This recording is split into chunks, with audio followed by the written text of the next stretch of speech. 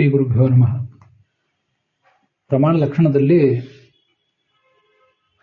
ಕೊನೆಯ ಭಾಗದಲ್ಲಿ ನಾವಿದ್ದೇವೆ. ಆಚಾರ್ಯರು ಹೇಳಿದ ಪ್ರಮಾಣ ಲಕ್ಷಣ ಅದು ಮಾತ್ರ ಉಚಿತವಾಗಿದೆ, ಉಳಿದಿದ್ದೆಲ್ಲವೂ ಅನುಚಿತ ಅನ್ನೋದನ್ನ ಈಗ ತೋರಿಸ್ತಾ ಇದ್ದಾರೆ. ಸ್ಮೃತಿ ಪ್ರಮಾಣ ದ್ವೈಧ್ಯಂ ಮಾತ್ರ ಕಲ್ಪನೆ, ಮಿಥ್ಯಾಜ್ಞಾನಾದೇಹೇ ನಿರಾಸಾತ್ ಅನುಭವ ವಿರೋಧ. ಅವರು ಯಾರೇ ವಾದಿಗಳಾಗಲಿ ಸ್ಮೃತಿಯನ್ನು ಕೂಡ ಪ್ರಮಾಣ ಅಂತ ಒಪ್ಪಲೇಬೇಕು. ಅದನ್ನು ಬಿಟ್ಟರೆ ಅದು ಅನುಭವ ವಿರೋಧ. ಅದನ್ನು ಇಲ್ಲಿ ಹೇಳ್ತಿದ್ದಾರೆ. ಸ್ಮೃತಿ ಮತ್ತು ಪ್ರಮಾಣ ಅಂತ ಎರಡೇ ಜ್ಞಾನವನ್ನು ವಿಭಾಗ ಮಾಡಿದರೆ, ಹಾಗೆ ವಿಭಾಗ ಮಾಡುವ ತಾತ್ಪರ್ಯ ಏನು ಅದನ್ನು ಕೆಳಗೆ ವಿವರಣದಲ್ಲಿ ಬರೆದಿದ್ದಾರೆ. ಸ್ಮೃತಿ ಅಪ್ರಮಾಣ, ಉಳಿದೆಲ್ಲ ಜ್ಞಾನಗಳು ಕೂಡ ಪ್ರಮಾಣಗಳು ಅಂತ ಈಗ ಅಭಿಪ್ರಾಯ. ಇಷ್ಟೇ ವಿಭಾಗ. ಹೀಗೆ ಹೇಳಿದರೆ ಯಥಾರ್ಥ ಜ್ಞಾನ ಮತ್ತು ಸಂಶಯ ಅನ್ನೋದನ್ನು ಎರಡು ವಿಭಾಗಗಳಿವೆಯಲ್ಲ, ಇವು ಜ್ಞಾನದ ವಿಭಾಗಗಳು. ಜ್ಞಾನ ಅನ್ನುವುದು ಅನೇಕ ಥರ ಇದೆ. ಸ್ಮರಣೆ, ಹಾಗೆ ಯಥಾರ್ಥ ಜ್ಞಾನ, ಅಯಥಾರ್ಥ ಜ್ಞಾನ. ಯಥಾರ್ಥ ಅಯಥಾರ್ಥ ಅಂತ ಮುಖ್ಯವಾಗಿದೆ. ಅದರಲ್ಲಿ ಸ್ಮರಣವು ಕೂಡ ಯಥಾರ್ಥದಲ್ಲಿ ಸೇರ್ತದೆ ಅಂತ ನಾವು ಹೇಳಿದ್ದೇವೆ. ಇನ್ನು ಅಯಥಾರ್ಥ ಜ್ಞಾನ ಅಂತ ಒಂದು ಪ್ರತ್ಯೇಕವಾಗಿದೆ. ಇದನ್ನೆಲ್ಲ ನಾವು ಹೇಳಿದ್ದೇವೆ. ಈಗ ಸ್ಮೃತಿ ಮತ್ತು ಜ್ಞಾನ, ಸ್ಮೃತಿ ಮತ್ತು ಪ್ರಮಾಣ ಅಂತ ಎರಡನ್ನೇ ವಿಭಾಗ ಮಾಡಿದರೆ ಆವಾಗ ಈ ಉಳಿದುದನ್ನೆಲ್ಲ ನಿರಾಕರಣೆ ಮಾಡಿದಂತೆ ಆಗ್ತದೆ. ಆ ಯಥಾರ್ಥ ಜ್ಞಾನ ಅದನ್ನು ನೀವು ಎಲ್ಲಿ ವಿಭಾಗದಲ್ಲಿ ಸೇರಿಸ್ತೀರಿ? ಸೇರಿಸಿದಂಗೆ ಆಗಲಿಲ್ಲ. ಮತ್ತು ಸಂಶಯ ಅದನ್ನ ಎಲ್ಲಿ ಸೇರಿಸಿದಂಗೆ ಆಗ್ತದೆ? ಸ್ಮೃತಿ ಮತ್ತು ಪ್ರಮಾಣ ಎರಡೇ ಜ್ಞಾನ ಅಂತ ಒಪ್ಪಿದ್ದೀರಿ ನೀವು. ಸ್ಮೃತಿ ಅಂದ್ರೆ ಸ್ಮರಣೆ ಅಂತ ಅರ್ಥ. ಯಥಾರ್ಥ ಜ್ಞಾನ ಅನ್ನೋದು ನೀವು ಇಲ್ಲಿ ಸೇರಿಸಿದಂಗೆ ಆಗಲಿಲ್ಲ. ಯಾಕೆಂದ್ರೆ ಯಥಾರ್ಥ ಜ್ಞಾನ, ಎಲ್ಲ ಯಥಾರ್ಥ ಜ್ಞಾನಗಳು ಸ್ಮರಣೆ ಏನಲ್ಲ. ಸ್ಮೃತಿಯನ್ನ ಯಥಾರ್ಥ ಜ್ಞಾನ ಅಂತ ನೀವು ಹೇಳಬಹುದು. ಆದರೆ ಎಲ್ಲ ಯಥಾರ್ಥ ಜ್ಞಾನಗಳು ಸ್ಮೃತಿ ಅಲ್ಲ. ಇದಂ ಶುಕ್ತಿಯನ್ನು ನೋಡಿ ಇದಂ ರಜತಂ ಅಂತ ಭ್ರಮೆ ಬಂದ್ರೆ, ರಜ್ಜುವನ್ನು ನೋಡಿ ಅಯಂ ಸರ್ಪ ಅಂತ ಭ್ರಮೆ ಬಂದ್ರೆ ಅದು ಸ್ಮರಣೆ ಏನಲ್ಲ. ಆದ್ರಿಂದ ಸ್ಮೃತಿ ಒಂದು, ಪ್ರಮಾಣ ಮತ್ತು ಇನ್ನೊಂದು ಪ್ರಮಾಣ ಒಂದು, ಹೀಗೆ ಎರಡೇ ವಿಭಾಗ ಮಾಡಿದರೆ ಯಥಾರ್ಥ ಜ್ಞಾನಗಳು ಅದನ್ನೆಲ್ಲಿ ಸೇರಿಸಿದ್ರಿ? ಸಂಶಯವನ್ನು ಎಲ್ಲಿ ಸೇರಿಸಿದ್ರಿ? ಸೇರಿಸ್ಲಿಕ್ಕೆ ಬರಲಿಲ್ಲ. ಆ ಎರಡು ಜ್ಞಾನದ ಪ್ರಭೇದಗಳನ್ನೇ ನೀವು ಒಪ್ಪಿದಂತಾಗಲಿಲ್ಲ. ಮತ್ತೆ ಅದನ್ನು ಎಲ್ಲಿ ಯಾವ ವಿಭಾಗದಲ್ಲಿ ಸೇರಿಸ್ತಿದ್ದೀರಿ ಅನ್ನೋ ನಮ್ಮ ಪ್ರಶ್ನೆಗೂ ನಿಮ್ಗೆ ಉತ್ತರ ಕೊಟ್ಟಂತಾಗಲಿಲ್ಲ. ಆದ್ರಿಂದ ಅದು ಸರಿಯಲ್ಲ. ಅದಕ್ಕೆ ಅವರೇನು ಹೇಳಬೇಕು? ಪೂರ್ವ ಪಕ್ಷದವರು, ಸಂಶಯ ಮತ್ತು ಯಥಾರ್ಥ ಜ್ಞಾನಗಳು ನಮಗೆ ಅನುಭವಕ್ಕೆ ಬಂದಿಲ್ಲ, ಎಲ್ಲೂ ನಾವು ನೋಡೇ ಇಲ್ಲ ಅದನ್ನ. ಆದ್ರಿಂದ ಅವುಗಳನ್ನು ನಾವು ಯಾವ ವಿಭಾಗದಲ್ಲೂ ಸೇರಿಸಲಿಲ್ಲ, ನಾವು ಅದನ್ನು ಹೇಳಲೂ ಇಲ್ಲ ಅಂತ ಅನ್ನೋದಾದ್ರೆ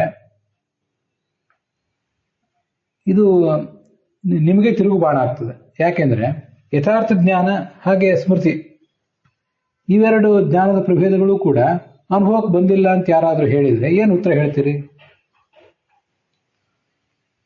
ನಿಮಗೆ ಸಮಸ್ಯೆ. ತದ್ ಅನುಭವ ಅಭಾವ ಇತ್ಯುಕ್ತೆ, ಪ್ರಮಾಣ ಲಕ್ಷಣ ಮೂಲದಲ್ಲಿ ತದ್ ಅನುಭವ ಅಭಾವ, ಈ ಸಂಶಯ ಎಂಬ ಜ್ಞಾನ ಹಾಗೆ ಯಥಾರ್ಥ ಜ್ಞಾನ ಎಂಬ ಜ್ಞಾನ ಇದರ ಅನುಭವ ನಮಗಿಲ್ಲ ಅಂತ ಹೇಳಿದರೆ, ಅನುಭವ ಸ್ಮೃತಿಶ್ಚ, ನೀವು ಸ್ಮೃತಿ ಮತ್ತು ಅನುಭವ ಅಂತ ಎರಡು ವಿಭಾಗಗಳನ್ನು ಹೇಳಿದ್ದೀರಲ್ಲ, ಅವು ಕೂಡ ಇಲ್ಲವೇ ಇಲ್ಲ ಅಂತ ನಾವೇ ಹೇಳಿದ್ರೆ ನಾಸ್ತಿ ಇತ್ಯುಕ್ತಕ್ಕೆ ಉತ್ತರಂ, ಅದಕ್ಕೆ ಉತ್ತರ ರೂಪವಾಗಿ ನೀವೇನು ಹೇಳಿಕ್ಕೆ ಸಾಧ್ಯ ಇದೆ? ನಿಮ್ಮಲ್ಲಿ ಏನೂ ಉತ್ತರ ಇಲ್ಲ ಅಂತ ಆಗ್ತದೆ. ಅದಕ್ಕೆ ಇರುವ ಏಕೈಕ ಆಧಾರ ಅದು ಅನುಭವ. ನಮಗೆ ಸ್ಮರಣ ಇದೆ ಅಂತ ಅನುಭವ ಇದೆ, ಹಾಗೆ ಯಥಾರ್ಥ ಜ್ಞಾನ ಇದೆ ಅಂತ ಅನುಭವ ಇದೆ. ಅದರಿಂದ ಅವೆರಡನ್ನು ಒಪ್ತೀವಿ ಅಂತಂದ್ರೆ, ಹಾಗಾದ್ರೆ ಸಂಶಯ ಬಂದದ್ದು ನಮಗೆ ಅನುಭವಕ್ಕೆ ನೆನಪಿದೆ, ಹಾಗೆ ಯಥಾರ್ಥ ಜ್ಞಾನ ಬಂದದ್ದು ನಮಗೆ ಅನುಭವಕ್ಕೆ ಬಂದಿದೆ. ನನಗೆ ಇಲ್ಲಿವರೆಗೆ ಇದಂ ರಜತಂ ಕಪ್ಪೆ ಚಿಪ್ಪನೇ ಬೆಳ್ಳಿ ಅಂತ ತಿಳಿದಿದ್ದೆ, ಹಗ್ಗವನ್ನೇ ಬೆಳ್ಳಿ ಅಂತ ತಿಳಿದಿದ್ದೆ ಅಂತ ಹೀಗೆಲ್ಲ ಜ್ಞಾನಗಳು ಎಲ್ರಿಗೂ ಅನುಭವಕ್ಕೆ ಬಂದೇ ಇದೆ. ಹೀಗೆ ಯಥಾರ್ಥ ಜ್ಞಾನವೂ ಅನುಭವ ಸಿದ್ಧ, ಸಂಶಯವೂ ಅನುಭವ ಸಿದ್ಧವೇ ಆಗಿದೆ. ಅನುಭವ ಸಿದ್ಧ ಅಲ್ಲ ಅಂತ ಅನ್ನೋದಾದ್ರೆ ಹಾಗಾದ್ರೆ ಸ್ಮೃತಿ ಮತ್ತು ಯಥಾರ್ಥ ಜ್ಞಾನಗಳು ಕೂಡ ಅನುಭವ ಸಿದ್ಧ ಅಲ್ಲ ಅಂತ ಹೇಳಬೇಕಾಗ್ತದೆ. ಅದರ ಕೆಳಗಿನ ವಿವರಣದಲ್ಲಿ ಉಳಿದೆಲ್ಲ ಜ್ಞಾನಗಳು ಪ್ರಮಾಣಗಳು ಅಂತಿಷ್ಟಾದ್ಮೇಲೆ ಸ್ಮೃತಿಯೂ ಪ್ರಮಾಣವಾದರೆ ಅಲ್ಲಿಂದ ಇದು ಸರಿಯಲ್ಲ ಅನ್ನೋದ್ರ ತನಕ ಇದು ಎಂದು ಆಕ್ಷೇಪ ಅಂತ ಏನಿದೆಯಲ್ಲ ಅಲ್ಲಿವರೆಗೆ ನಮಗೆ ಇಲ್ಲೇನು ಬೇಕಾಗಿಲ್ಲ. ಸ್ವಲ್ಪ ಟೀಕಾದಲ್ಲಿ ಬಂದಿರುವಂಥ ವಿಚಾರ ಅದನ್ನು ಬಿಟ್ಟಿದ್ದೇವೆ. ಇದು ಸರಿಯಲ್ಲ, ಈಗ ನೀವು ಹೇಳಿದ್ ಸರಿಯಲ್ಲ ಅಂತ ಅಲ್ಲಿಂದ ಮಾತ್ರ ಮುಂದೆ ತಗೊಳ್ಬೇಕು. ಸ್ಮೃತಿಯನ್ನು ಬಿಟ್ಟು ಉಳಿದ ಜ್ಞಾನಗಳೆಲ್ಲವೂ ಕೂಡ ಪ್ರಮಾಣ ಅಂತಾದ್ರೆ ಸಂಶಯ ಮತ್ತು ಭ್ರಾಂತಿಗಳು ಕೂಡ ಪ್ರಮಾಣ ಆಗಬೇಕು. ಆದ್ರೆ ಅವು ಪ್ರಮಾಣ ಅಲ್ಲ. ಸಂಶಯವನ್ನು ಭ್ರಾಂತಿಯನ್ನು ಪ್ರಮಾಣ ಅಂತ ನಾವು ಒಪ್ಪೋದಿಲ್ಲ, ನೀವು ಒಪ್ಪೋದಿಲ್ಲ. ಅದಕ್ಕೆ ಸಂಶಯ ಮತ್ತು ಭ್ರಾಂತಿಗಳನ್ನು ಪ್ರಭೇದವೇ ಇಲ್ಲ ಅನ್ನೋದು ಅನುಭವಕ್ಕೆ ಸಿದ್ಧ ಅಲ್ಲ ಅಂತ ಹೇಳಿದ್ರೆ, ಪ್ರಭೇದಗಳೇ ಇಲ್ಲ ಅಂತ ಹೇಳಿದ್ರೆ, ಇಲ್ಲ ಅಂತ ಅನುಭವ ಸಿದ್ಧ ಅಲ್ಲ ಅಂತ ಹೇಳಿದ್ರೆ ಅದು ಅನುಭವ ವಿರುದ್ಧ. ಹಾಗೆ ಹೇಳಬಾರ್ದು. ಅನುಭವ ಸಿದ್ಧವಾಗಿದೆ ಅದು ಭ್ರಾಂತಿ ಎಂಬ ಜ್ಞಾನದ ಪ್ರಕಾರ. ಅದನ್ನ ಹೇಗೆ ನೀವು ಅಲ್ಲಗಳಿತೀರಿ?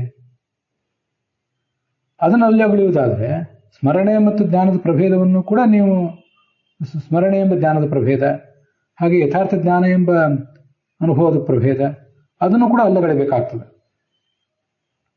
ಆದ್ರಿಂದ ಇರುವ ಏಕೈಕ ಆಧಾರ ಅಂದ್ರೆ ಅನುಭವ. ಅನುಭವದ ಆಧಾರದಿಂದ ಭ್ರಾಂತಿ ಇದೆ ಅಂತ ಹೇಳಬೇಕು. ಭ್ರಾಂತಿ ಬಂದಿದೆ. ಹಾಗೆ ಅನುಭವವನ್ನು ಅನುಸರಿಸಿ ಎಲ್ಲವೂ ಕೂಡ ಸ್ಮರಣ ಇದೆ, ಪ್ರಮಾಣ ಇದೆ, ಹಾಗೆ ಭ್ರಾಂತಿಯೂ ಇದೆ, ಯಥಾರ್ಥ ಜ್ಞಾನವೂ ಇದೆ. ಹೀಗೆ ಅನುಭವವನ್ನೇ ಎಲ್ಲದಕ್ಕೂ ನಾವು ನೆಚ್ಚಿಕೊಳ್ಬೇಕೇ ಹೊರತು ಬೇರೆ ಯಾವುದನ್ನು ಕೂಡ ಒಪ್ಪಬಾರದು ಅಂತ ಅದರ ಅಭಿಪ್ರಾಯ. ಅಲ್ಲಿಗೆ ಈ ಭಾಗ ಸಮಾಪ್ತವಾಗಿದೆ.